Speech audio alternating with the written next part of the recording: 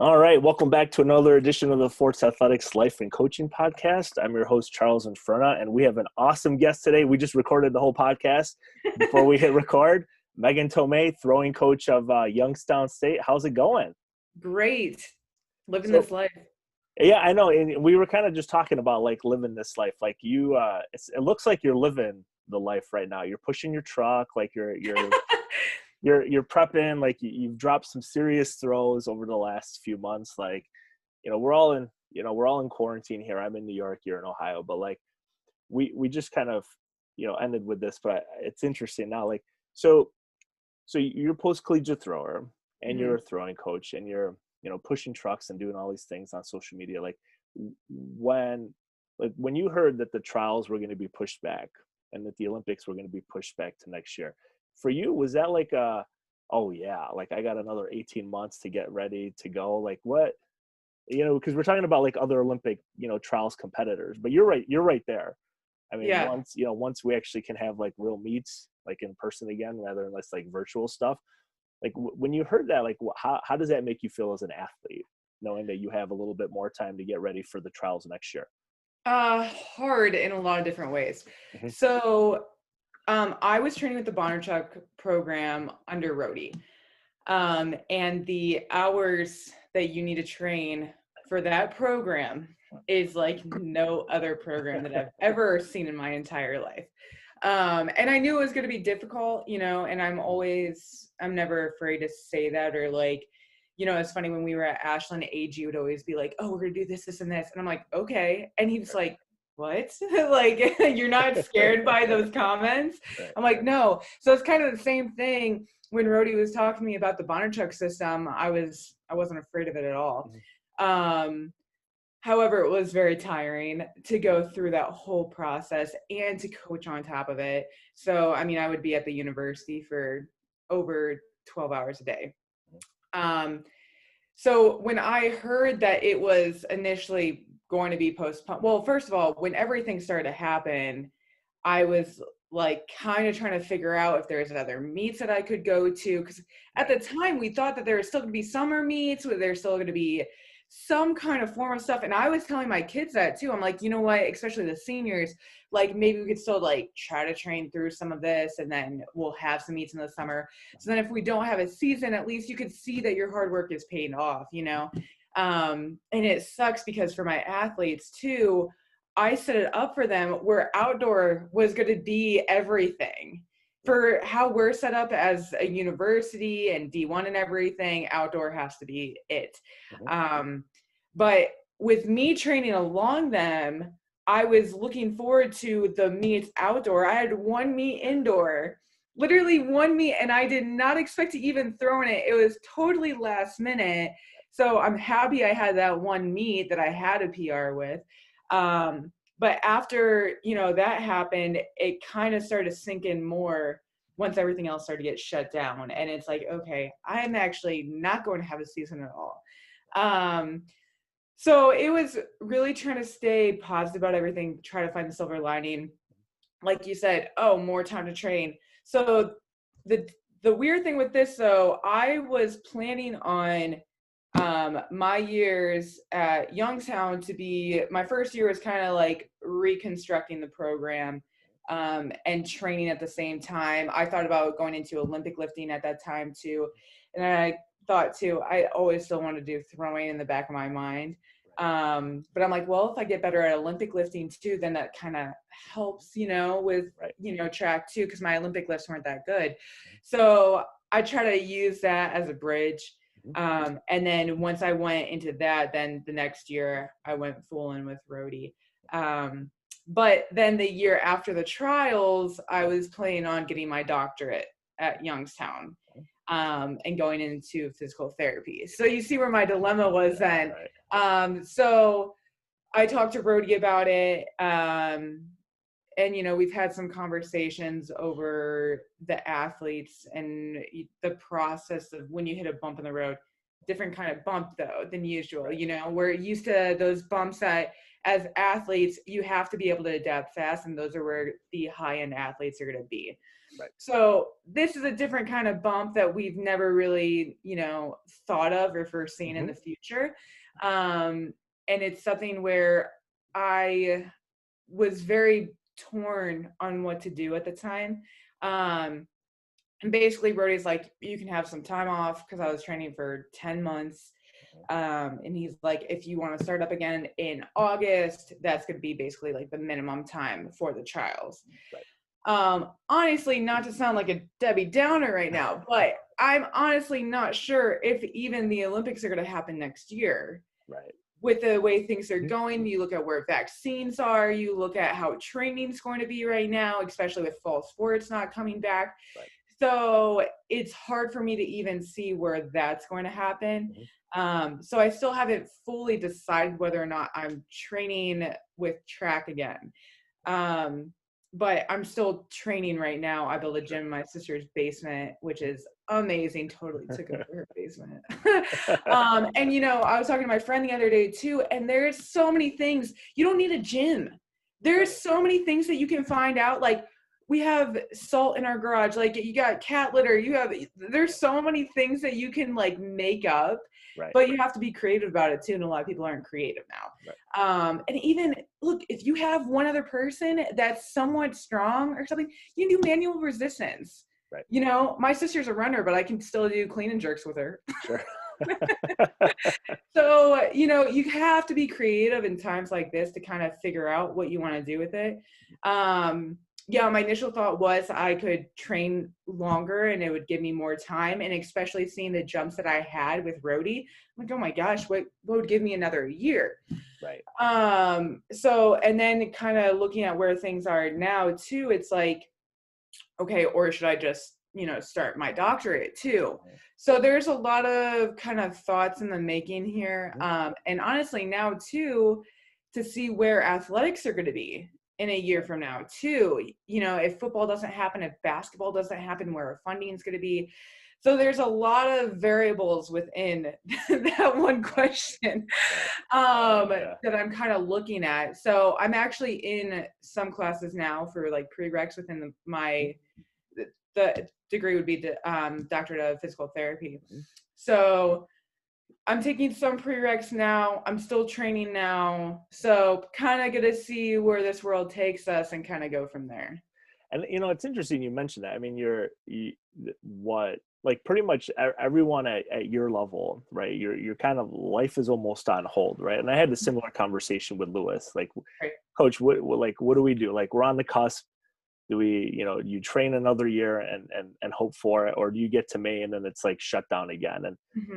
And I think like you having the conversation with Rody is really interesting, because I think a lot of maybe other coaches don't have that conversation, or maybe they're fearful of, engaging their athlete and like maybe these like longer term programs, kind of like we were talking about before we hit record here. But talk a little bit about that, because I think to me it's really interesting. Like, I nerd out on this stuff, like how elite level athletes like yourself. I mean, you threw exceptionally well at Ashland, and we haven't even touched on that yet. And you literally blew up like meters in the shot put, like to be on the cusp there and like, oh man, like what if another 9 months, if I put another half meter, because you never know what happens at the trials, right? Every once in a while there's maybe that like underdog or something, or that, has a 50 centimeter PR, and all of a sudden you're fourth, and then you maybe another 10 centimeters. Like, so when you have the conversation with him, what, like, is it more about like life? Like, does he understand like, okay, I this is my future after, athletics. I want to be a doctor. Like, my brother-in-law is a PT, so I know what that program is like. So you're in for it, right? But, taking another year off, I mean, you're still really young. Like, okay, like maybe I wait until the fall of 21 to get started. Like, so when you have those conversations with him, is it like, is he like more encouraging, or maybe you don't have to go into like the very specifics, but like, does he understand like, okay, I'm not going to be a thrower forever type of thing? Yeah. So Rody is, he's a very unique individual. Like, honestly, there's no one in this world that I know like him. And I really like being around him, and he's a good coach for me too, because I am so analytical about everything that I do, that I'm very science-based. I'm very like, well, I'm thinking, I have my exercise science brain on, and he kind of taught me to transition into feelings and energies and power within that. And I love that because it's a perspective that he really takes out of me that I've never really experienced at that kind of level before.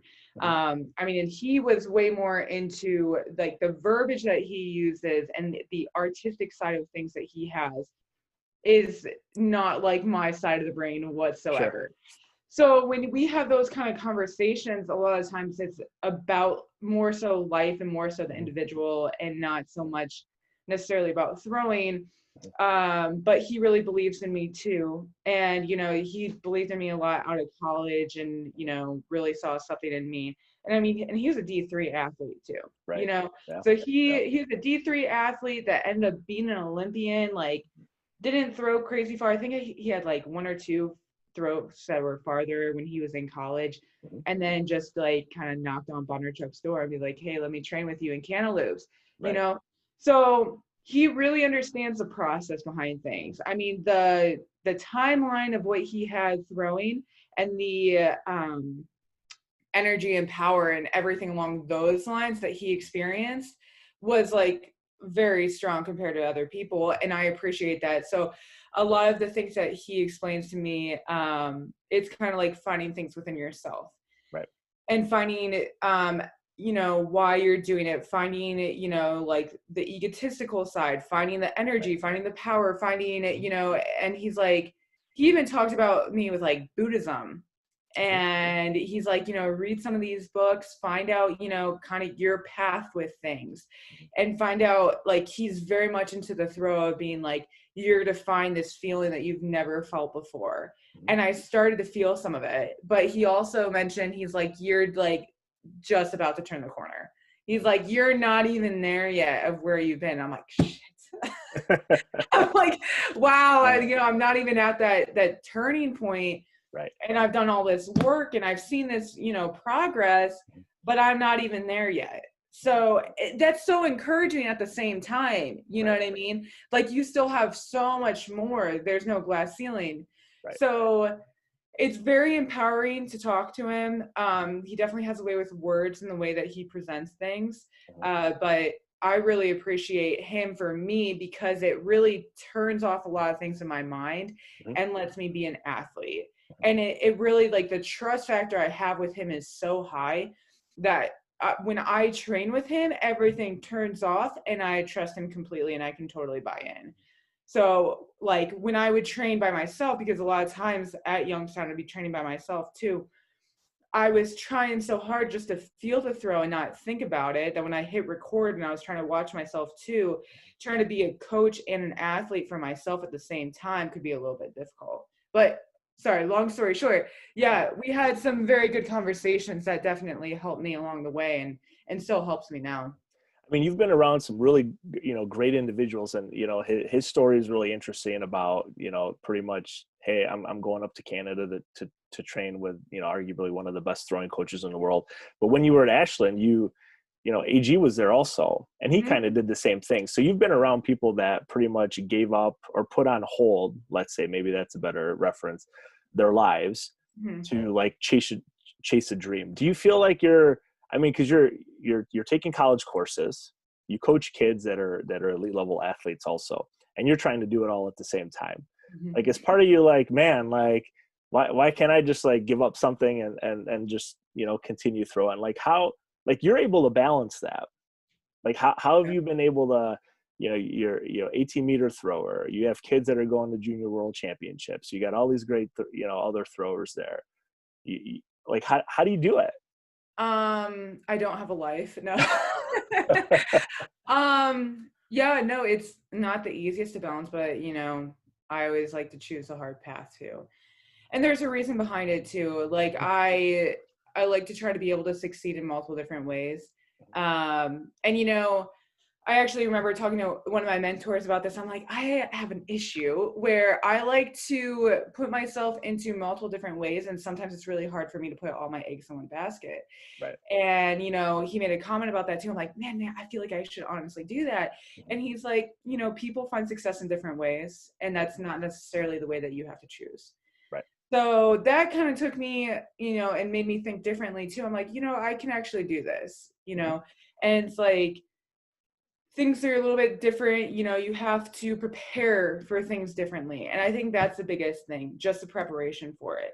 If you can prepare for it and you can get everything organized with it, it can all fall in place a little bit differently. Right. With my athletes, I had to have that transition year. That year that I was not fully into the roadie program needed to happen, where I actually set my group straight and figured out, like, hey, this is what I'm looking for. This is what I'm expecting of you as an athlete of mine. And this is how we're going to achieve what you want to achieve and what we can build as a program. So there definitely had to be that transition there. Youngstown throws was definitely underdeveloped within a lot of different ways. Sure. And they also had two coaches before I was there. So they kind of butted heads at times, which made for a bad environment too. And I mean, some of my seniors went through like 3 coaches too. So there was that aspect too of just changing everything. And it was a big culture change for them. Right. But I ultimately wanted to take a lot of things that I learned from Jud too and build it into our program. So thankfully I was around Jud for 6 years where I could implement some of that. But that was kind of where I ended up taking it there. And it was difficult because I was looking for leaders. I needed leaders and be like, okay, look, this is what I'm expecting. And the leaders need to make sure that we're actually staying on route for this.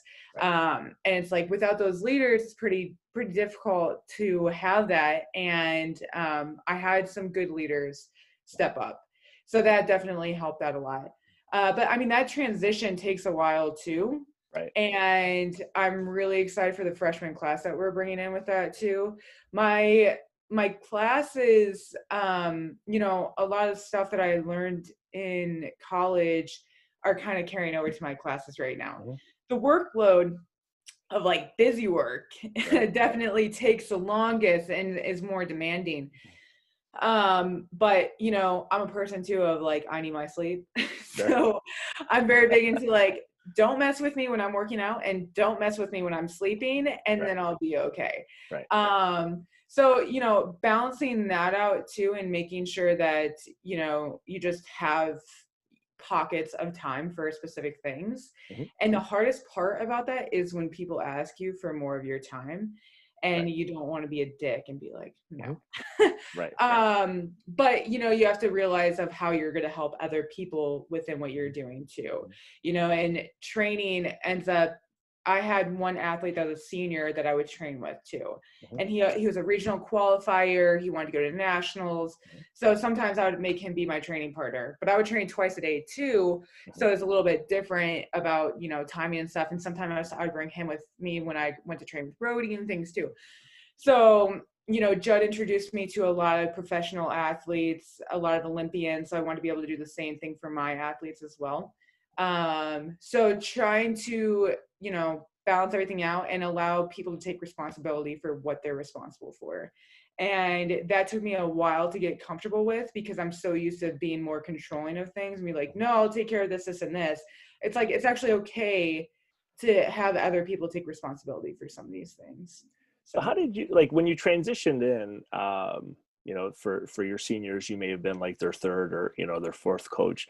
Like, how do you start to elicit that buy-in, or how do you make that successful transition? Like, is it just as easy as, does the street cred play a role? Like, I ask all the coaches this, right? Because you were a great thrower. So you're going into you are a great thrower. You're going into a program. Like, is that helpful, do you think? Or like, does it matter? Like, do the kids care? Like, it's 17-meter shot putter, like, no big deal. Like, how do you do that? It's funny because I never really thought I was a great thrower before. So I didn't really take that into accountability. But I remember talking to John, he's like, Megan, you're a multiple time All-American. They're going to, look up to that. So, I mean, I don't really know where that plays into things of how they view that. Sure.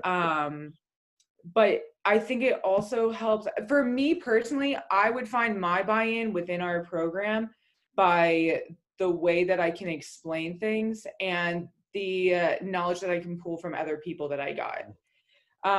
But the buy-in really first started to happen during fall conditioning, because I got there, I think it was at 5:30 when I first got there, like my very first day. And I was like, all right, we're meeting by the steps at 5:30 in the morning. So, and everyone was there and we ran. Sure. And I mean, we ran, I put a bunch of plates in my truck. We're doing truck pushes the very first day they ever meet me. Sure. So, I mean, I had a girl cry. I had a girl piss her pants. I had a couple guys throw up. So, and I'm not saying that as an accomplishment of my workout. I'm saying that as an accomplishment of you push yourself harder than you've ever done before. Right. And I'm saying that like, that's the idea behind this too, right? It's the idea of not to necessarily get a steel ball to go farther. It's the idea of trying to get things where you can, like the buy-in aspect of it, you can believe in a system so much and a coach so much that you don't have to worry about anything. Right. You can just totally buy into this person in front of you, and you don't have to overanalyze anything because I'm there for you. And I think that's a big thing too. I'm like, on meet day, I don't know, like you don't have to worry about everything. Like it's a good thing that you're nervous, but you don't have to be that nervous because I got you, and I think that's a big buy-in factor for them as well. And I'm very much about, if there's a question that you have, ask, and I'll answer it. And if I don't know the answer to it, I will ask someone right away. There was someone asked me about like stand throw distances ratio compared to full distance within the discus. Sure. And, I was talking about it, and then I was like, oh, you know what? And this was when Jared Rome was still alive. I'm like, let me just text Jared Rome and see what his answer is. Sure. So it's like having that ability too, and having, those people at my fingertips to just call about, that creates some buy-in as well. You were with Jud for a long time, multiple time All-American and things. Like what are a couple of things that you've been able to immediately implement there at Youngstown that if just, from your experiences with Ashland? Yeah. I mean, the buy-in is definitely a huge thing. The fall conditioning is a huge thing. Wow, there's a lot actually. I mean, Jud is so much of like a father figure to me as well. And it's funny because after my first year, I was called Mama Meg.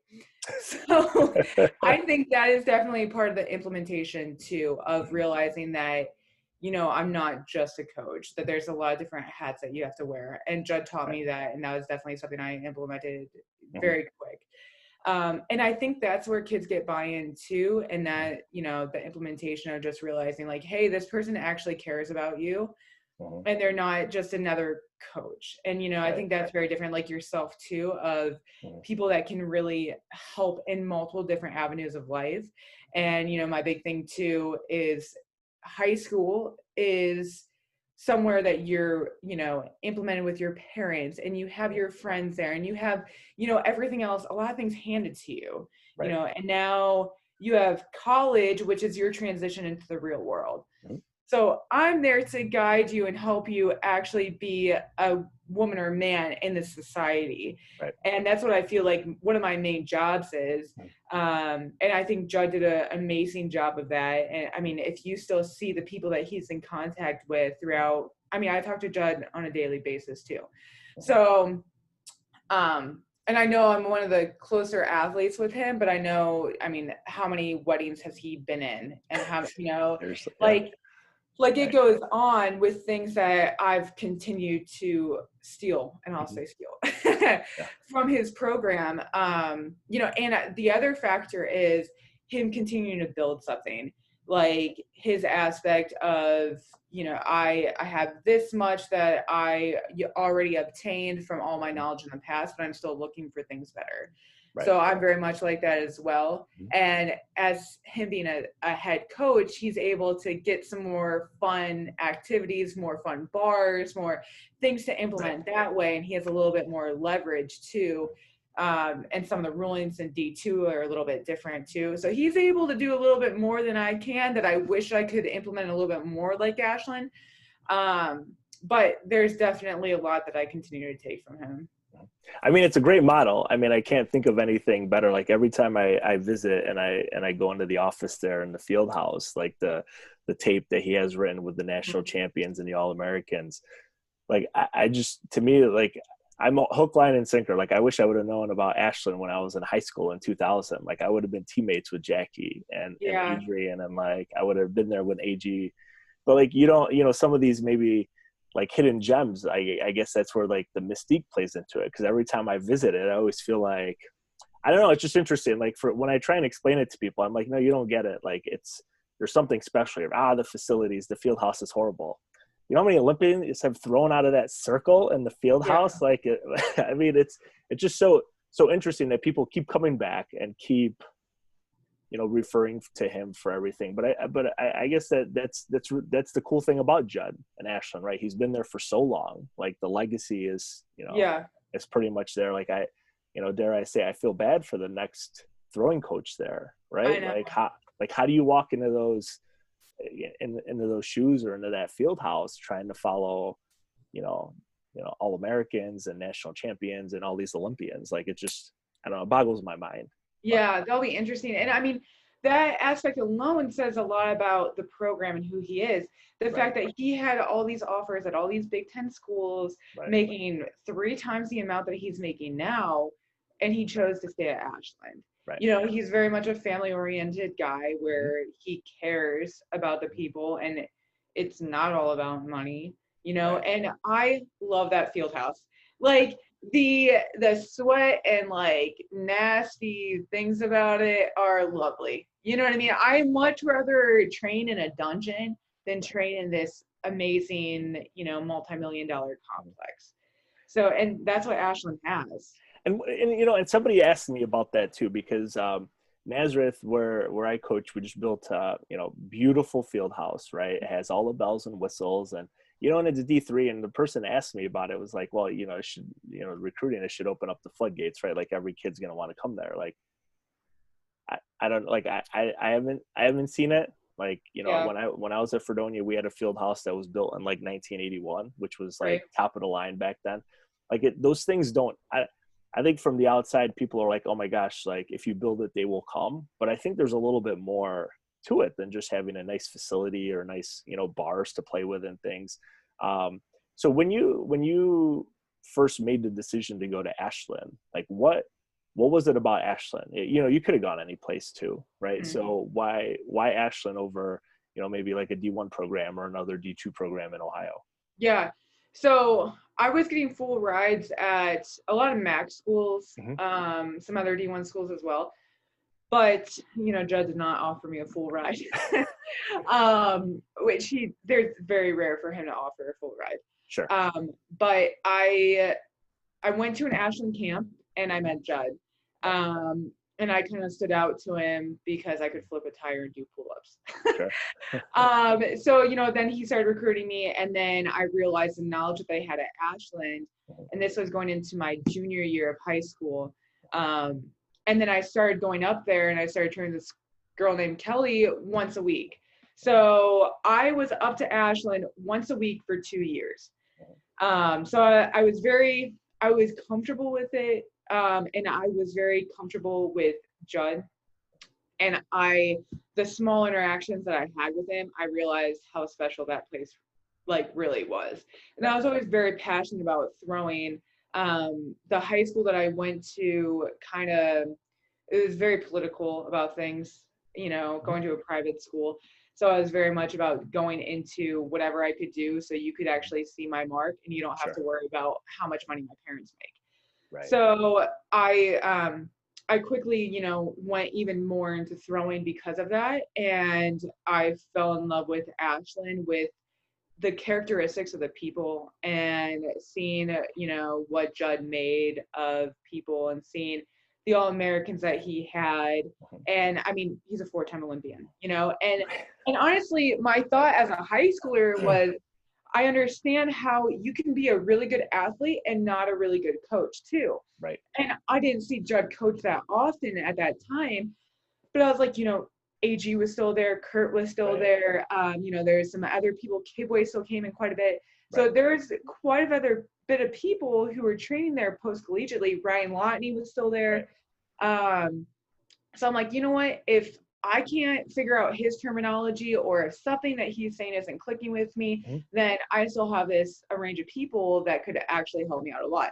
That was my thought as a senior in high school, you know? So, and I, you know, it was like an hour or so away from my house. I wanted to at least get that far away because I thought about Kent too. And Kent's 15 minutes from my house. So I wanted something a little bit farther than that. And it had a guys and girls program too. And I saw how they got into it in the weight room in one practice. And that was totally me. So like I you know, I see other people like that are so lethargic in the weight room. I can't handle it. So that just doesn't fit my vibe. But yeah, so, you know, just seeing everything in play and then talking to a lot of people that already went to school there too, that was a huge thing for me too. Jess Bridenthal, I went to high school with too, so I knew her at Ashland as well. So it kind of helped just talking to everyone and seeing the transition. And then I saw, you know, Jud coach more, and I realized that I definitely wanted to go to school there. You know, it's something you said really interesting there, and I've seen it here too. And I don't know if it's like, you know, this is like the researcher in me, like kind of, like I said, nerding out. So as a high schooler, you would travel up there once a week to train with somebody, right? So the wheels were already in motion for you of, you know, I'm going to try and do whatever, you know, maybe it takes to get better. And some of the high school kids that I've worked with here in Rochester, they would come from Buffalo and like other parts. And it's not until like after the fact that I realized like, wow, like these are the kids like you that there's something else about them, like that it factor, something that you really can't put your finger on it. But if they're willing to drive an hour and a half for an hour session and then drive home an hour and a half once a week, like you're gonna, you know, become something, or you're gonna maybe earn that scholarship. Like how do you incorporate that with like the kids that you get now? So you could offer scholarships, right? But maybe it doesn't, you don't have to be the 70-foot shot putter in high school or the 55-foot shot putter in high school. Like how do you figure that out? Like how do you know who,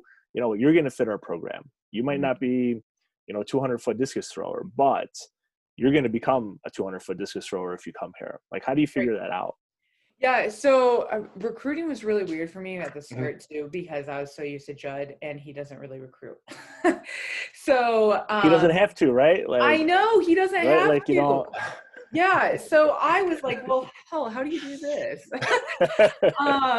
So, and I was so used to when I first got to Youngstown, I just wanted to work with the people that I had. And I'm so much like, I am not like another coach. Like I do not like spending time bugging a bunch of high school kids and asking them what their distances are and how they're doing, you know, all this stuff. Like I am much more of like, if you want to come to Youngstown, then, you know, then we can talk about it. But like, if you're not interested in it at all, then, you know, it's not going to, you know, push a square through a circle kind of thing. You know, and, you know, the one other thing I want to touch back on with Ashland too, because they don't have facilities and everything, you get the kids that actually want to be there and the kids that actually want to grind and are more passionate, typically more passionate about throwing as well too. So for recruiting with Youngstown, we actually have some nice things, right? Like we have the Watt Center. We have a very nice indoor facility. You know, we have a good amount of implements. We have a nice weight room. We have, you know, more people on staff. We have all these things that I didn't realize, you know, even like the gear, you know, I can get my kids weightlifting boots. I can get my kids gloves. Like we didn't have that at Ashland. So it was weird at first to be like, oh my gosh, like there's actually a lot that I can offer these kids. And it's hard now too, because a lot of athletes that you get that were the kids going to Ashland of like, oh, hey, you look at this facility, it's not that good, but I'm here to train hard and I'm here to accomplish these things. honestly, I'm going to be interested to see how, Jud transitions with that, because a lot of athletes don't like that anymore. They're let me see the money. Let me see all this cool gear you're going to get. Let me see that we're traveling. Like, they want to see that stuff. So it's kind of sucks in a way, because I actually have that. Right. So I can actually present it. Granted, things are going to be changing with COVID, but I can actually present that to the kids and be like, well, we actually do have this, which is scary, because sometimes you end up getting the kids that you don't actually want to get because of that. And they just come because of the bling. And it's like, that's not why we're here. Like, so our conference is kind of a joke, right? Horizon League. But you get these cool ranks because of it. And like my athletes, because I use my athletes a lot for recruiting too, because I'm very much about, if my kids don't like you, then I honestly don't want you in this program. And I know that sounds crazy, but I mean, I like, the kids that I have now are awesome and they get along really well. So when they get along really well, if you bring in a bad apple, I don't care how far you throw. If you bring a bad apple into that mix, it is not going to be good. If they're spreading rumors, if they're not bought in, it's going to spread and it's going to be contagious really quick. So I don't want that, so I'm very much about kids who are in the program. I like to have kids spend the night, and then I totally ask all the kids, hey, what do you think of this person? And if they're like, you know what, they totally didn't mesh with, what we have going on here. They're not like really that embedded, like, because I mean, they talk about track too, right? They're not really embedded into the whole system about throwing everything. Okay, that's fine. I'm not offering them. Like, I don't care how far you throw. Now granted, I've definitely gotten some great kids, who do throw far, but they also fit the personality. My incoming freshman class, awesome kids. Like, and you can see also when you meet the parents, you see kind of more of like where they're coming from. Are they entitled? Like, what are they looking for within a university? And I like to ask the parents the same question too. So kind of getting their perspective on how, they form and what that they're looking for within a college too doesn't match what I'm looking for to and what I'm presenting to the table. So having all of that into play definitely is a process that you realize the kids that you want to have. And we have a decent sized throwing group, like the volume that we have. And obviously there's so many kids at Ashland too. And I didn't actually want that many kids. But it ends up growing too, because it's like, oh yeah, now, we're starting to like Youngstown, we're starting to like this. And then more kids are like talking about it too. So there's definitely a give and take there on, how many kids I want to, especially now that we can only have 5 compete at a conference level too, and then it takes away from other kids too. So I kind of look at everything and kind of play a role with that. It's interesting you mentioned that about like the gear and the bling. Like some of the kids that I've coached at the high school level, they've gone on the infamous 5 recruiting trips, right? And they bring them on the football field and they bring them to all these different places and stuff like that. And I always find it interesting because like I enjoy having the conversation sometimes more with the parents, because it does kind of give you an insight, like a couple times. And granted, like D3, we don't have scholarships, right? Like if you have grades, you get a certain percentage off if you have these scholarships and what have you. But sometimes we'll have parents say, well, what if they play 2 sports? Will we get more of a discount? No, like you're here because you love it. Like if you want to play soccer in the fall and then indoor and outdoor track, that's great, but we can't give you a little extra. But I was always fearful of that as a coach when I first started at Fredonia. Like I didn't know anything. I was 22 years old, and it wasn't until I grew into the position of actually asking the kids what they thought when we brought kids in for recruiting trips. And I was always afraid. But I also, on the flip side, like I knew that they were going to be the ones that sold the program. Like at a D3 program, I think for a majority of the schools, you're not coming because I'm your throwing coach. You're coming because you're going to be a speech pathologist or a doctor or a lawyer or whatever. And I just happen to be the throwing coach, or whoever happens to be the throwing coach. Where I think that a lot of that plays into it. Like if the kids, there was a couple of times where my kids were like, nah, this isn't going to work. And it's like, well, if they want to come anyway, like you can't tell them not to compete. It's just interesting how like the dynamics play out. That's why I like asking, because if someone's going to come because they get a cool book bag or new Nike Rome Yellows or Adidas weightlifting shoes or whatever, and then they flame out after a year, it kind of gives you an idea of like, like what what were you doing to begin with? But Right. And I mean, kids don't put things in perspective. right. They're young and they just think quick. And it's Right. like, take a second, think about things, think about what's going to happen in 5 or 10 years from now. 5 or 10 years, are you going to still have that book bag? Are you still going to have that gear? No, it doesn't matter, right? If you have to spend an extra couple $100 on knee sleeves and boots, that like at Ashland that we didn't get, then spend a couple $100, but you don't have that stuff later on, but are you going to still have the characteristics that you build as a person? And, it's like, you don't even remember some of the accolades that person did too. Right. You remember what you got out of the sport and the things that changed you as a person and the stories from fall conditioning. And like, those are the things that you remember. Those are the things that you're going to take away, but kids don't think that way. Right. So they just think about the here and now and, what you see on social media and, where you're going to travel, where you're to go. And then that's what they want to accomplish because they don't view their future in that sense too.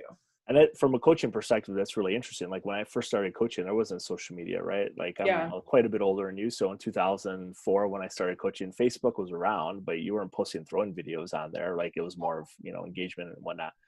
But now, like I've asked a couple of coaches for a separate project about the social media piece. Like, how do I word this? Like, not do you stalk the potential recruits, but does that play a role in like who you invite on campus just based on what, they may portray on social media? Or maybe not you, maybe you have like some of your athletes kind of like dig in a little. Well, because I asked my kids, I'm like, why don't you do a little searching? Like what else is this kid posting or whatnot to kind of, does that happen? I mean, maybe this is like, I know it actually does happen. Trench warfare. Yeah, no, fair question. So it does happen. And honestly, there has been instances where like my team has stalked someone. They're like, I don't know, coach. And then, we've had people come on campus and they match that profile. Sure. Granted, they might have had a bias after already viewing them. But I mean, I've seen that even at other universities too. If like, two kids train together in high school and then the kid comes on campus and they're like, you guys were all gonna hate her. Like I've seen that happen where they don't even give them a chance. But yeah, social media definitely plays a role. I had when I was down in Miami, Jared Rome and I were talking and we were mentioning social media, and he's like, when I would go to these meets, I didn't know anyone that was going to be there. I didn't know like how far they threw or anything. I just worried about myself. I had my blinders on and I threw. And obviously it worked out for him. He's like, nowadays everyone is stalking people. They see what their training's like. They see what their techniques like, and he's like, people have an ego about it too. And then they get scared. And there's so many other emotions running because of social media, because of a picture you see, because of a video you see, because you can search, like all of that other stuff. He's like, that wasn't the case then. He's like, I honestly feel bad for some of the people now. And he's right. My kids will stalk people. I'm like, there's no need for that. I remember, Jordan was I'm going to throw him under the bus here. Sure. He was so much about viewing everyone. And he's like, oh, but Coach Koji did it this way. And, Liftenoff did it this way. And like try to make all these different people in one. And I remember Jud was like, just be yourself, like just have your throw and stop trying to be like everyone else. So YouTube can be an amazing tool along with Instagram and everything else, but like it can also be very detrimental very fast. I don't know if he won't, I don't know if he'll watch this, but Lewis and I had this conversation at Indoor Nationals when he was a senior. And, we just came off the podium and some of the other guys, they were talking and stuff.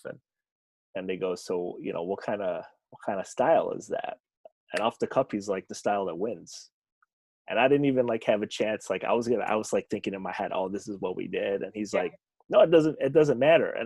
And I don't know, like I see it like even as a master's athlete, like I'll stalk too. Like I've started dabbling in triathlon and I look at people in my, like I'm 38. So I look at the 35 to 39 age group And I'm like, oh my gosh, like I'm double the size of these people. Like, how Yeah. in the hell am I going to drop my half marathon time to like 8-minute miles where like Yeah. my body's blown up? And I think it's sometimes part of it is human nature that, you know, when I was in college, we had this website was called Raceberry Jam, and they would post, I don't know if you remember this. So it would take like weeks to post the marks, and you had to have a proof of performance before you could go to nationals, right? So you had to, back then it was an A mark and a B mark and D3. And I remember like Sundays just hitting refresh, refresh, refresh, refresh. And looking back on it now, it's like, oh my gosh, like what a time suck, and but it's difficult for me to impart that on the college kids, right? Because you go to conference championships and there's always a number one seed, right? But I always encourage my kids that when we did get there, like I would prefer them to be the favorite than the underdog, right? Because you earn the right to be number one seed. Like you earn the right to have that 20-meter throw or 15-meter throw or whatever it is. And then everyone is chasing you.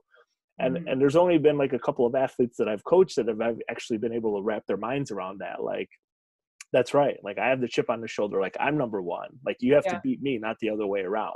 So like from your perspective, because you had a great career at Ashland, and now you've thrown farther, but you did have a little bit of that adversity in between, right? So you had like that like neck, right? It was like a neck thing, like back thing that kind of. So how did you go from?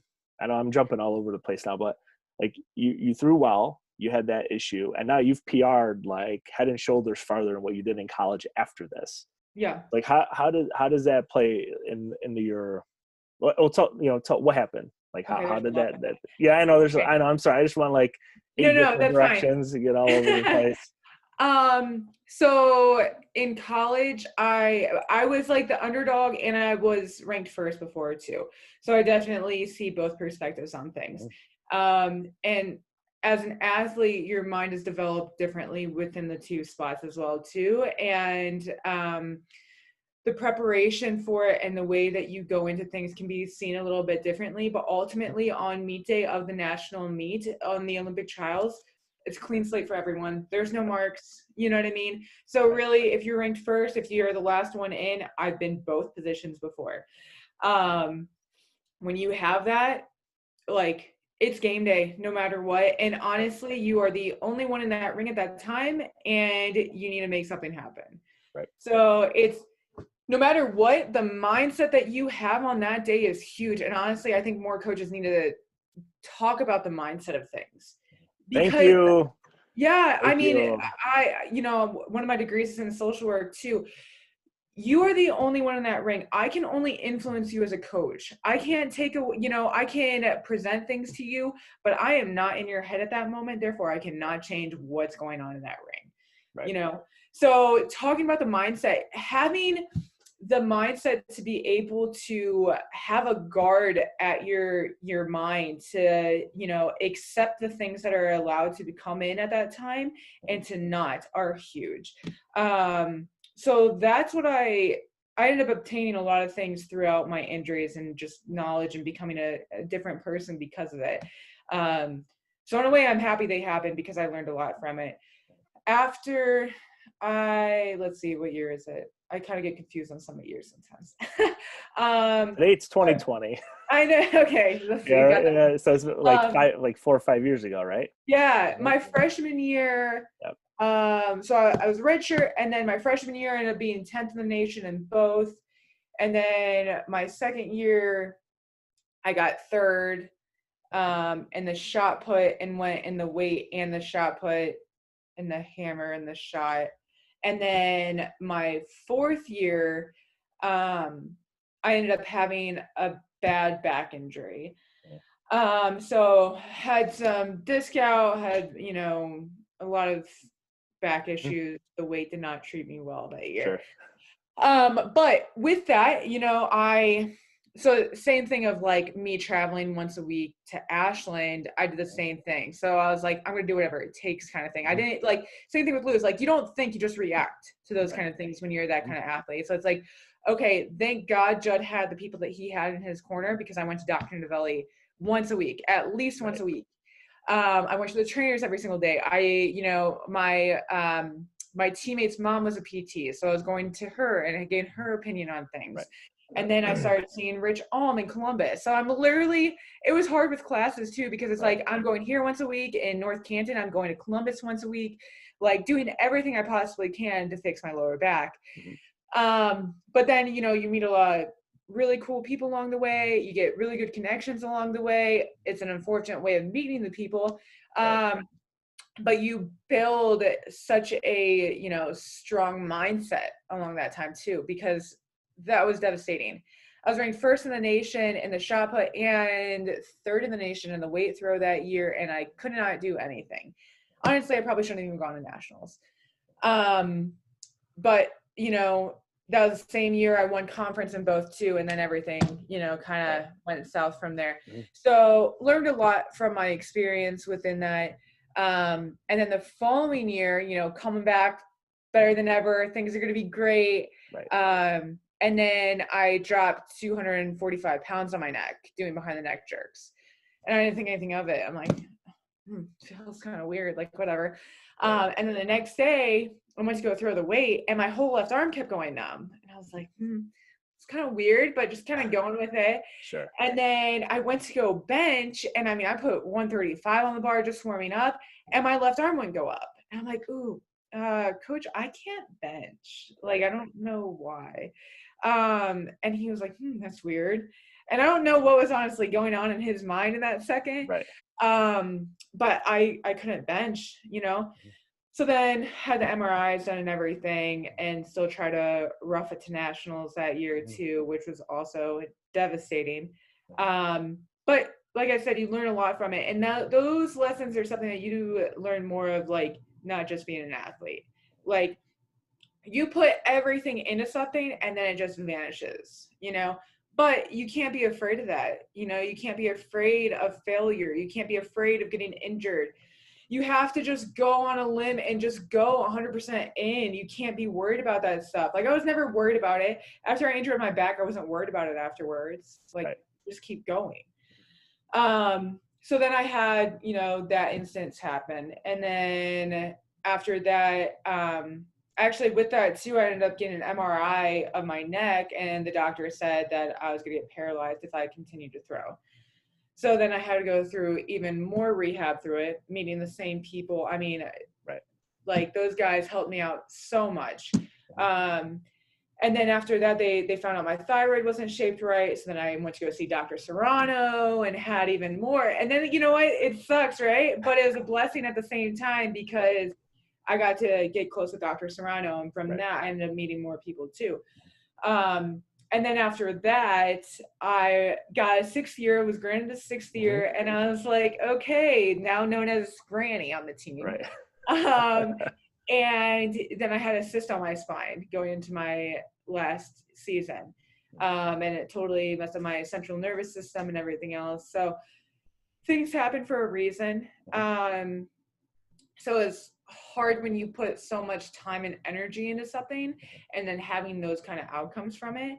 But thank God I had the support system I had at Ashland and the people that still want to grow. And I mean, we had a phenomenal culture there. And having Jud as like a father figure too definitely helped out. So he like felt my pain at the same time. And honestly, like, there was times at nationals I couldn't even look at him in the eye because I felt so bad, you know. But he was very much about like the journey about things too, not necessarily the outcome. He wanted me to do good because I wanted to do good too, you know, and he saw what I put into things. So, you know, it definitely took a lot on you, but I learned so much from my injuries. And, you know, then I learned so much more about rehab, and then I got into adaptive body work, and then, you know, I learned all this other stuff. And this is another reason why I want to get my doctorate in PT, because there's so much that I learned through my injuries, and there's so much that I learned to become a better coach within them too, that I'm able to present that to my athletes now too. Like, there's so many things where I see my athletes are like, they feel injured or something else is going on. It's like, okay, I know how to, you know, work with that, or I can call someone that knows how to work with it. You know, you said something so interesting there, like the piece about like the fear of failure. And I was reading something on Instagram about that, another researcher that I follow, and they posted something about that, like the literature and how athletes become so anxiety ridden when it comes to performance at like major championships and stuff. Like, how do you, like, I think it's like one of my weaknesses as a coach. Like I've had difficulty trying to impart, like, I don't know, like my terminology, much like Jud's, is a little different. It's going to be from coach to coach, but like I tell my kids, like, let it ride. Like you've been training so hard, like use this as a reward. I remember he said that in 05, I visited Ashland with some college kids from Fredonia, and he's like, and he went, this was Robert Clank, like this is Brian Vickers, this is way back when. And he's like, use it as a reward. Like you work so hard. I was like, oh, I'm going to steal that. Like I was writing everything down in my journal and stuff. But I still, even, 15 years later, I find it difficult to share that information with kids. And I don't know if it's just like me or the way I do it, but like talk about that. Like you said, you weren't afraid to, fail. Like you're seated first, like you're a multiple time All-American. Like what is that just like you? Because like, I'm starting to see a trend. Like elite athletes are wired a certain way, right? Like there's no fear of failure. It's, we're going to go all out and we're going to do whatever it takes. And basically like it takes what it takes mindset. Like, Jud, like, did you have conversations with that? Like not so much like behind closed doors, but there's always teachable moments in practice. Was Jud ever like, hey, listen, like, obviously he believed in you, but was there something else that happened that led to like feeling safe in those moments? Like nationals, like I've been there a bunch of times as a coach. Like I'm nervous too. Like, holy crap, did I mess it up? Like we worked so hard for 10 weeks and then what happens when you're there and you train and like, oh my gosh, they're watching the other kids. Like I've seen it from both perspectives where a kid should have All-American and the wheels fell off the wagon. Right. And then other parts, they shouldn't have even been there. And then they win national championship on their last throw. And it's like, how do you do that? Like, how do you like teach your kids at Youngstown? Like, you win your conference championship and things, but how do you set up an environment that it's okay to fail? Like it's okay to, push hard on round one. Like, don't worry about, something else. Like, how do you do that? I know there's a lot, there too, but. Yeah. So my first day of when I started coaching, I continue to say, be comfortable with the uncomfortable. That's like one of my big things because, you're always going to feel some kind of pressure, right? Take it away from track. If you're going to go and you're going to be, the head of a business, you're going to, wherever you might be, there's going to be pressure within that situation. If you have a job interview, whatever it might be, that's why I love the sport too, because there's so many parallels, right? But, you're always going to feel some kind of pressure, so it's not necessarily being comfortable. I don't think it's about being comfortable. I think it's being comfortable with knowing that you're going to be uncomfortable because that's where the growth actually happens anyways. Right. So it's, being in those situations, knowing that this is a problem. People care so much about the sport too, that they end up becoming nervous for it. And they think that's an issue. So then kids go through this whole process. They're like, oh, I'm just not going to care anymore. And then it's like, no, that's not the point behind this. Right. It's about putting things in perspective and trying to view things a little bit differently and trying to realize, being in the moment and not thinking necessarily in the future, being like, I'm here in this ring and I'm going to accomplish what I want to accomplish now. And it's hard because everyone views it differently. At Ashland, we were the hype people. And today I'm still looked as the hype coach. And I like to do that. It's fun for me. However, I also know that there's some kids that do not like that and do not take that well as me coaching them. So I have to switch it and be calm for them when they're in the ring too. And I've seen that with elite throwers too. There's so many different perspectives on how people handle themselves on meet day. And, this takes time to figure out. And I went through the whole cycle of trying to figure out like what kind of thrower you are. And honestly, it can change from day to day too. It's like we change as humans, right? You're not the same as you were yesterday. So you have to realize that when you go in the ring too, you're not the same. Your body holds emotions. It holds physical traits too. So when you're able to compete on that day, you need to learn how you're going to compete and listen to your body as well with it. So if you're you're in a great mood and you're happy, then take that into the ring. Make it become energy. If you're pissed off, something happened to you, whatever, like take it aside, but use that energy. Use that pissed off energy to throw far then. Like whatever it is, you need to figure out how to let it be. As humans, we let it be. Use that influence of energy and emotion that you have on that day and let it become something bigger than what it is, you know? So, and it really is taking things in perspective about things too. It's like, and this was hard for me, and you can ask Jud, I was definitely a head case at the beginning of my career, maybe even a little towards the end. Sure. But I cared so much about the sport. And honestly, you talk about research, I noticed that a lot of the elite athletes, if they did not do well on that day, they are not that hard on themselves compared to what I was, right? So it's like, you know, I've seen, oh my gosh, I've seen some of the most elite throwers have, you know, they throw 10 meters under their PR. They throw, you know, immensely under their PR. Right. And they still are like, okay, like I have another day of training, I have another day of this, I have another day of that. Like, it's okay. Right. Where it becomes difficult is when you're a professional too, and then you have money on the line too. Right. You know, but majority of people aren't like that. Mm-hmm.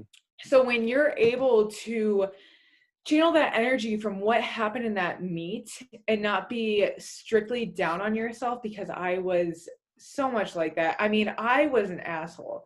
So like, honestly, you probably did not want to be by me if I had a bad meet.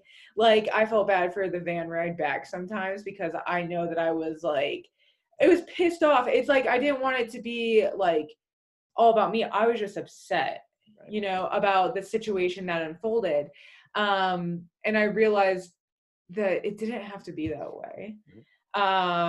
And that you can still care and love the sport as much as you do, but realize that there's a silver lining to it and hop right back. AG did this really well. Just to see, you know, and I was around Jud for training for the Masters, but I wasn't, you know, there for when he was training for the Olympic team. But I mean, some of the other teammates that I had that won nationals and things, they had phenomenal outlooks on things, you know, and honestly, I probably cared a little bit more than they did even. Right. But when I view how they handled situations, sometimes they handled it better than I did. And I try to teach that to my athletes too. Like the amount, okay, so when you go to Ashland and you go to combo, right? Everyone is obsessed with combo. If I had a bad practice, I would break the silverware there. So I literally have the silverware underneath the table and I would bend it up until it broke because I was that pissed off. Or I would take my anger out in the weight room or things along those lines. But my best meets came from writing things down, right? So like Jud always talks about journaling and like writing your journal. Oh my gosh, that was a game changer for me too. And that's when I first All-Americaned. I remember before they used to not hot heat it at nationals for D2. So I was in the first flight and, you know, I was ranked higher too. And then I still had to compete later. So I remember I went back and I went into like the girls' locker room. I brought my journal back with me and I started writing about the throw and I started to like talk about how I was feeling throughout it and my mindset with it. And I mean, I wrote a page long in between flights. You know, like how many other kids probably did that, you know, but it's something that I learned from Jud. And I try to implement too. Honestly, I hate writing in my book, but it means so much to me that I do. Sure. But to do that, it really allows you to take a second to reflect, to, you know, actually realize what emotions are going on, what feeling is going on, what your thought process is going on, to kind of categorize everything and then put it into play. So that means a lot, like whatever it takes. I mean, even to the moment of like breathing, you know, and letting it be on competition day. I mean, I had some athletes that freaked out on meet day. And, you know, that's a time as a coach too, where you have to wear a different hat and you have to be the Right. calming figure for them too. And Right. you can't be the hype man. Right. So, it's definitely, you have to be a little more like a chameleon where you can kind of adapt to everything within your environment. But I think really understanding that you're not who you were yesterday and not specifically trying to be a certain kind of athlete just because people expect you to be that kind of athlete, Right. but to arrange to what's going on in your day that day. And the journaling piece, I have always encouraged my kids to do it. And well, coach, can we just write in the notes on your phone? Nope. Like, here's a Mhm. binder, here's your marble notebook. You're going to write Yep. down what we did and how you feel and how you felt. And Mhm. I remember when I watched Jud in '04 throw at Akron. He threw the Yep. 18 70 meters. And I was a senior. I was like, oh my God, this is the coolest thing I've ever seen in my life. And a couple years ago when I visited there you were there with Lewis, and I was like, man, Jud, it would be so cool to see what that '04 journal looked like. Yeah. And I remember, and he showed me, he's like, here you go. I was like, you freaking kidding me? Like, the things that, I don't know, like as a kid, I guess, like I would take for granted. Like, never tracked anything. I wish I did now in college. Like, holy Right. cow, how like so undertrained I was. But like, he's like, this is what I did. And I was like flipping through it, and I'm like, there's nothing really like sophisticated here. Like, he's like, well, the volume's lower because I was older. Well, no kidding, man. Like, you're 45 and you were you threw a freaking 18-pound ball 70 meters. Like, Yeah. it's just like mind-boggling. But there wasn't like anything in there. Like, I don't know what I was looking for. I was just like, oh my gosh, like maybe the snatch I'm thing magic. or yeah, the magic, right? The Ashland magic. But I think that's what the magic is. Like, you keep track of everything, and then you kind of you don't expect like the lucky throw. Like when we got our national championship rings, that's what he wanted engraved on the inside. There's no such thing as a lucky throw. And I was like, oh, that's really, like interesting, like kind of profound for him at the time to want to do that. Um, but the journaling piece, getting back to it, like I've had those conversations where the kids cried. They were in the first flight and they were seated, second or third, and then they didn't make it. And I'm like, well, let's revert back to what you wrote. Well, I Right. didn't write anything. Like, Yeah. like I'm sensitive to a certain point. Like I get it. Like, I'm older now, so I can, I'm not quite as old enough to like be their dad, right? But Right. pretty close, like 18-year-old and 38. But I think it's so powerful, like that written word of, oh man, this training went so well. And I would always say, okay, let's go back, let's try another block. It worked well for indoor. Like, see if we could replicate it with the hammer, or whatever. Yeah. Um, but I think they just take it for granted of, well, I'll just take 25 throws today. I'll go For bench sure. I'll go bench 405, and we'll guess and see what happens. Where it's like, Yeah. from our perspective, it's like, oh my gosh, no, like we're trying to not maybe plan out everything like you said before, but there's so Mhm. much more that goes into it than just showing up on meet day and expecting to throw far. Yeah, and I think the other part about meet day too is that the kids that are nervous and the kids Right. that do have the difficulty, Right. it's kind of like sometimes my social work brain kind of comes out Mm-hmm. too because I'm like, why? Right. Like same thing with throwing, right? Like Right. I'm always about the reaction to the action. So Mm-hmm. like, okay, well, why is this happening in the front? So the same parallel. Well, why are you nervous? Like it's good to be Right. nervous. Your body tells you you're about to do Right. something special, right? Right. But there can be too much to the point of you can't control your body. Right. Why is that going on? So sometimes it's looking a little bit deeper. It's peeling back those layers that people don't always want to peel back. Like, do they have confidence? Do they love themselves? And it sounds like so in-depth questions, but honestly, sometimes you need to go there. And that's why I love this sport so much too, because you can peel back those layers, you can find it. And honestly, if you have a kid that doesn't love themselves, you have a kid that has self-confidence issues, you have all these other areas, hey, you can help that in this area right here as an athlete. And honestly, you realize that way more in individual sports than you do in team sports too. Right. We get the beauty of both worlds, right? It's No, way more, no, I, yeah, go ahead. no, I was just saying, no, I agree. Like, I think that's where the beauty lies, is that we can, as coaches, we can really sit down and get to know our kids a little bit better. And a lot of their performance isn't like dependent on you know, like I had kids that would say, coach, don't scream or don't shout, like, you know, maybe just clap or, you know, whatever, like give a cue. And then other kids, you need to be in their face all the time. Yep.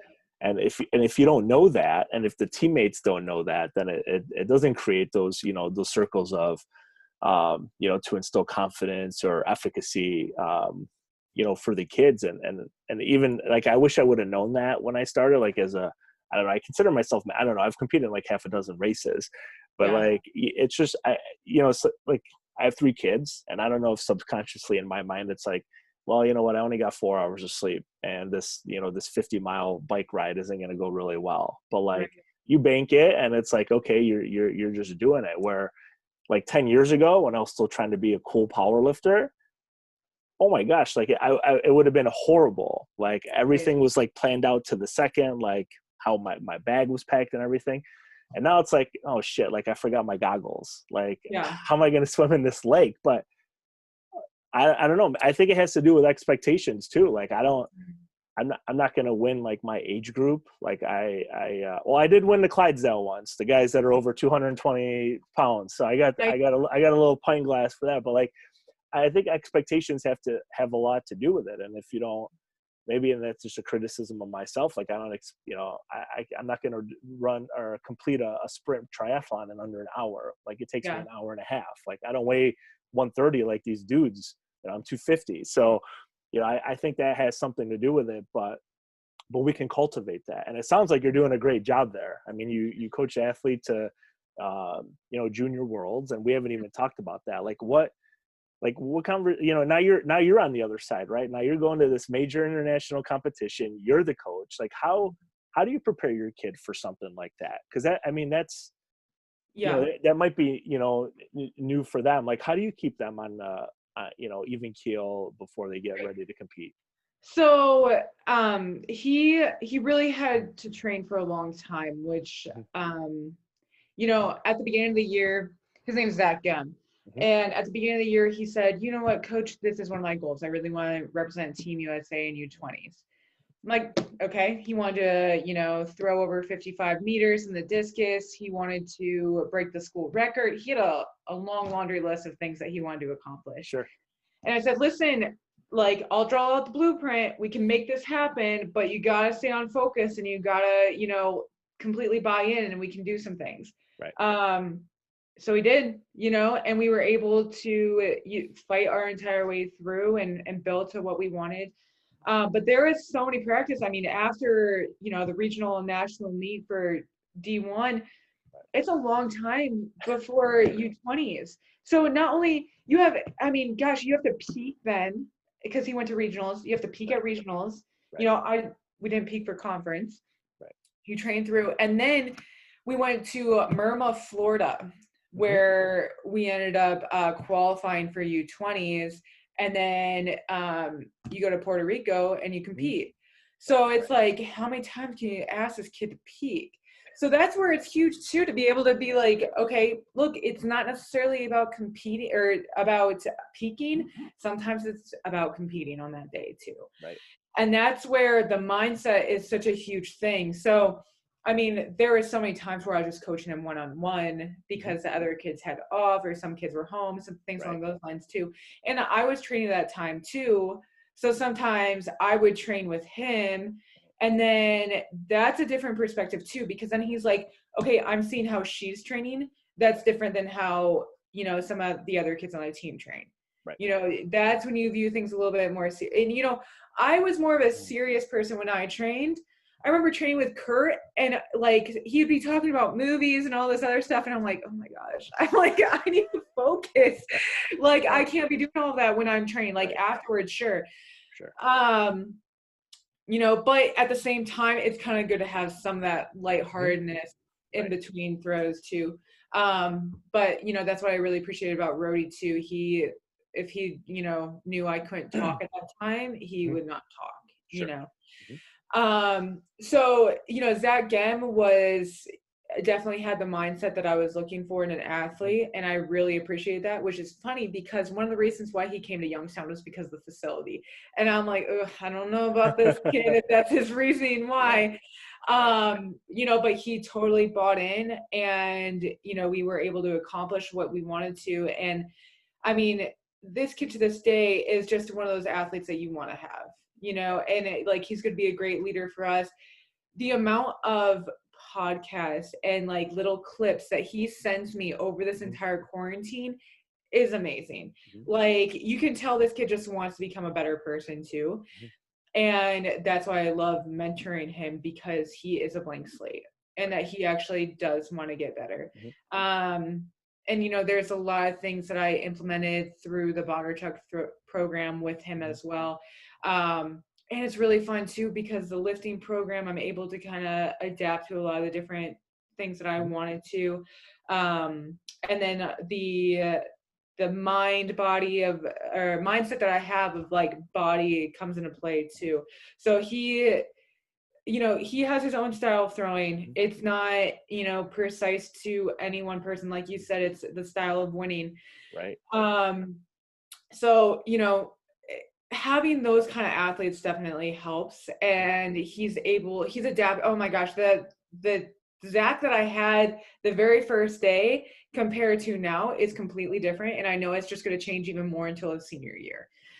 So, we'll see where he grows from here on out. But, a kid that has those kind of goals are huge. And you mentioned a big thing too, expectations. Right. So that's so difficult. And I honestly view it as such a fine topic to touch on, because having expectations is huge. But when things don't turn out the way that they are supposed to, or the way that you view them, that's when everyone's world just kind of crumbles. And then, they feel so defeated that they feel like they can't even come back up. Right.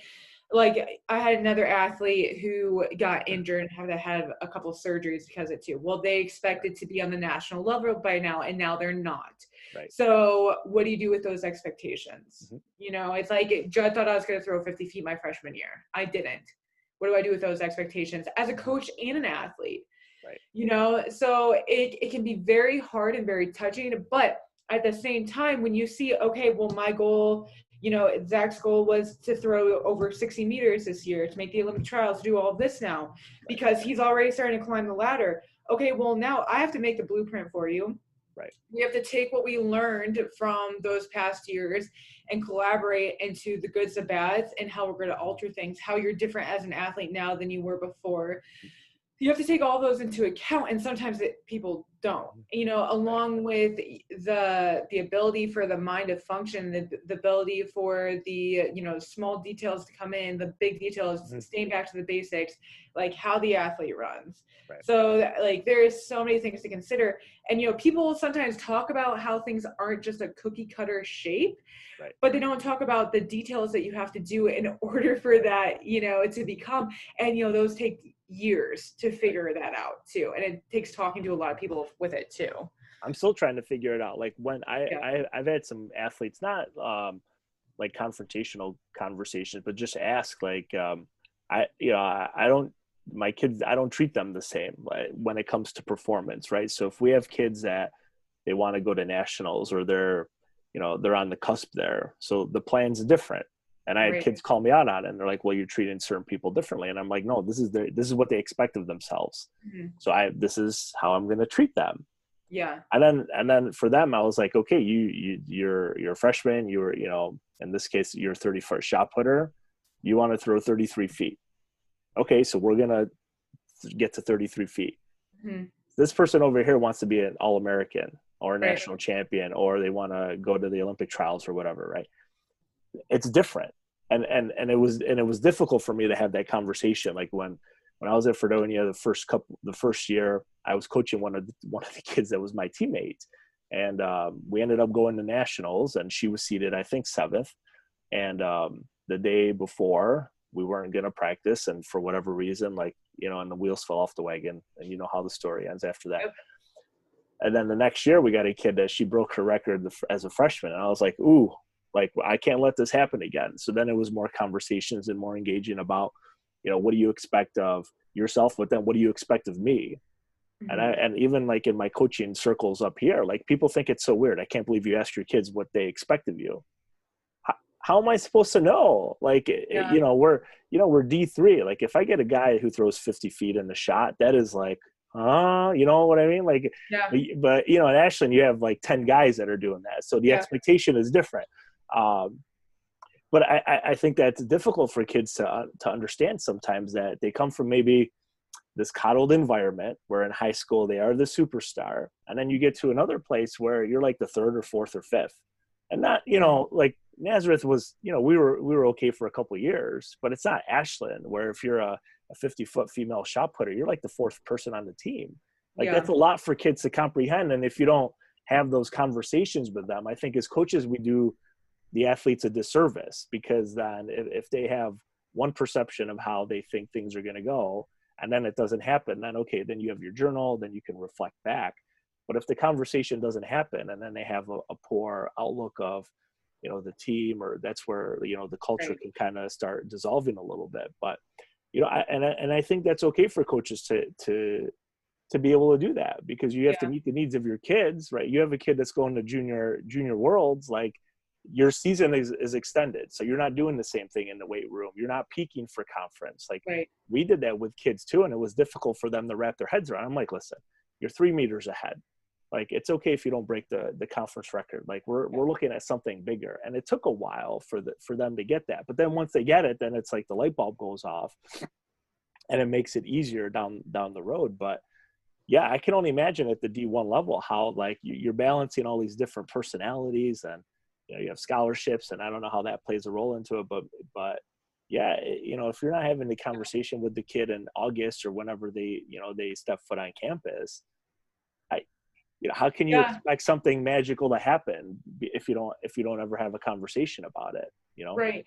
Honestly, I think we could have a whole podcast on expectations. We could do that the next one. No problem. We'll hit record sooner next time. We'll hit record sooner.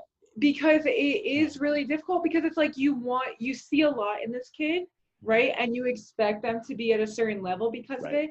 Sometimes you don't always need to vocalize that, though. Right. You can vocalize that you see a lot in them, but you don't necessarily have to put a number with it.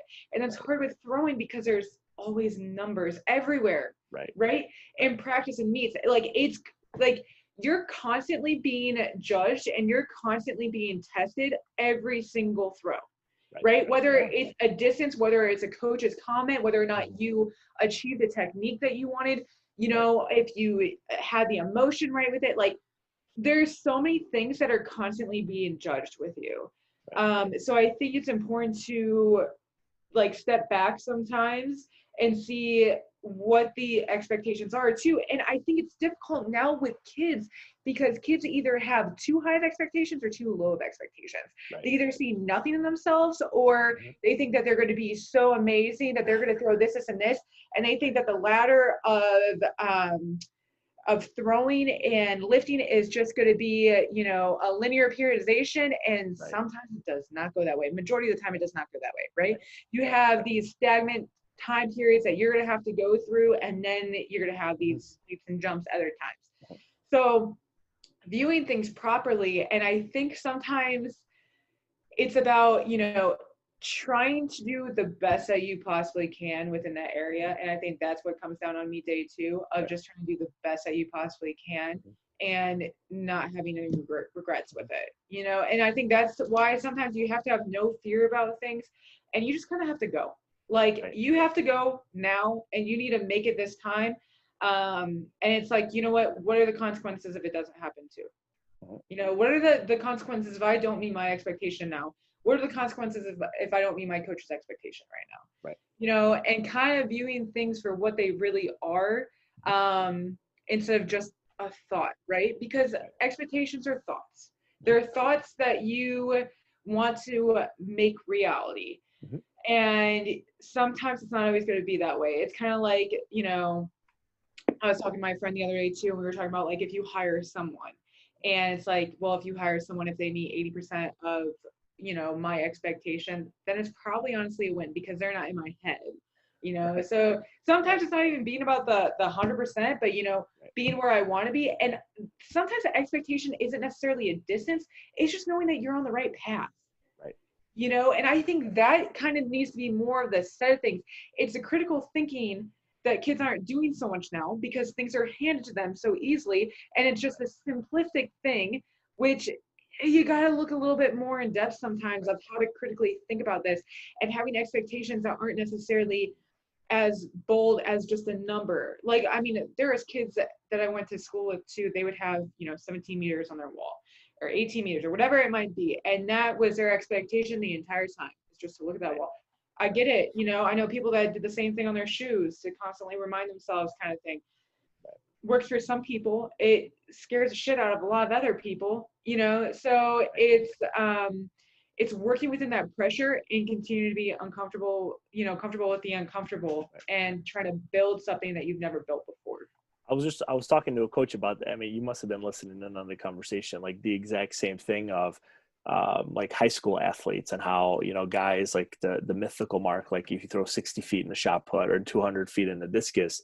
And this coach was like, well, look at all the marks. Like you have 59-10, 59-11, 59-11 and a half. Like, then is that considered a failure, right? Where if you set the expectation, and I remember Lance Steele talked about this in Spire a couple of years ago, like how Koji like set up his training where he wanted to catch Lance, but at the 70 meter mark. And then when he extended it to like 85, then all of a sudden he started blowing up and throwing 85 meters because, oh, all right, I'm still 5 meters behind, but I'm the world champion and I'm, Olympic medalist and things like that. And I think for high school kids, if it's like, especially like where I am, like if you're a guy who throws 60 feet, no one's going to press you. Like you're getting in every meet until you get to states. And then it's like, oh, wait a second, everybody throws 60 feet, right? Yeah. Or like 50 feet in the shot put, like that's pretty good for Western New York. Like if you hit that, it's like, oh, okay, then now I'm going to get pressed. But everybody at states throws 50 feet, right? So what's the expectation?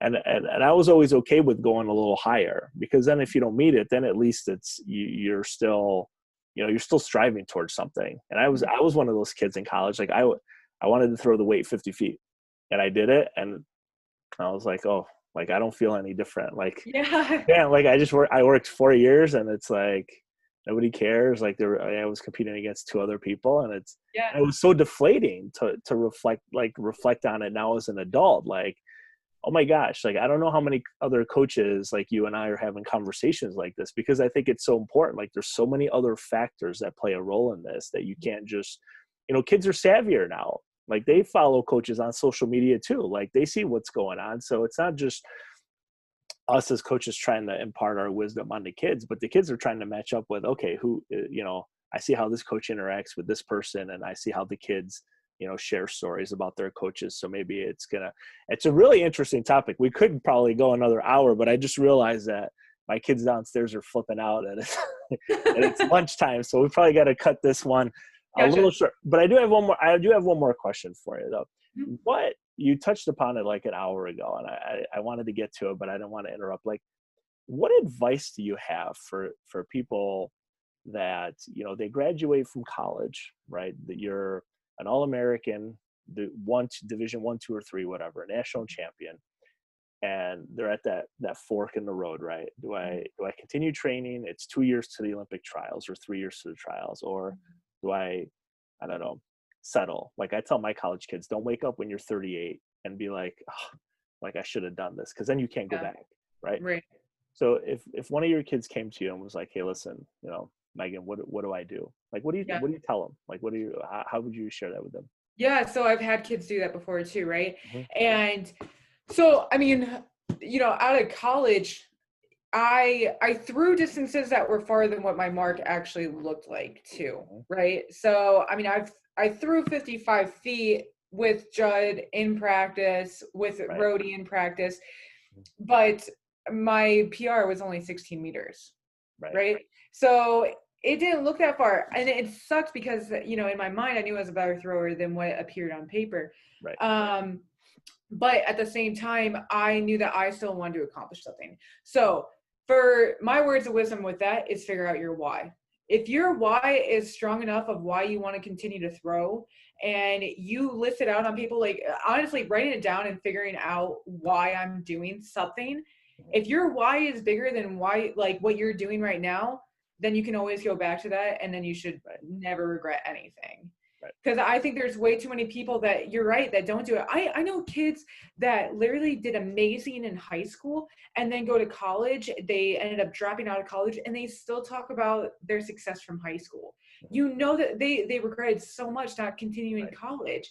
And the same thing with throwing. Like, you need to try it. You know, this world is only, your life is only so long.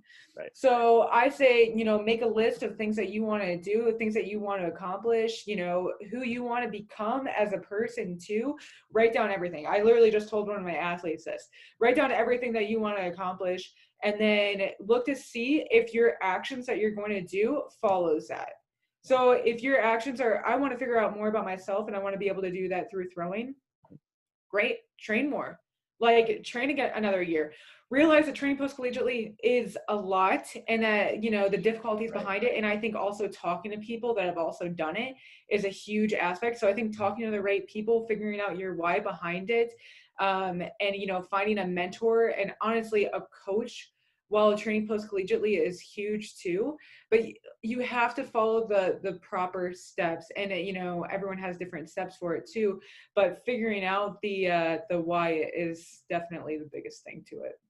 Well, I wish you would have been my coach in the spring of 04, because I think because like, you know, the teammate that I coached at Fredonia, like, she's like, well, I want to continue throwing. And I was kind of skeptical. Like, she was a 1550 in the weight, 52 in the hammer. I was like, why don't you go talk to Jud? I was like, go be a GA. And then she qualified for 2 U.S. indoor nationals. There wasn't an Olympic trials then. Like, she graduated and, you know, she's still teaching in Ohio. And, you know, and I think back to that and I'm like, wow, like, you know, you left everything. Lewis, the same thing. He went to Ashland, right? Yeah. Like, you leave what, you know, but if you're willing to do those types of things, then I think it comes to you, like you're talking about with your why. But we'll definitely continue that for the next conversation, because my wife's probably, I think she's, well, it's 12 o'clock. She's looking for me right now. But Megan, thanks so much for your time today, and we'll catch up again later. Absolutely. Sounds good. Thanks for having me. Thanks. Bye. Okay. Oh, let's see here.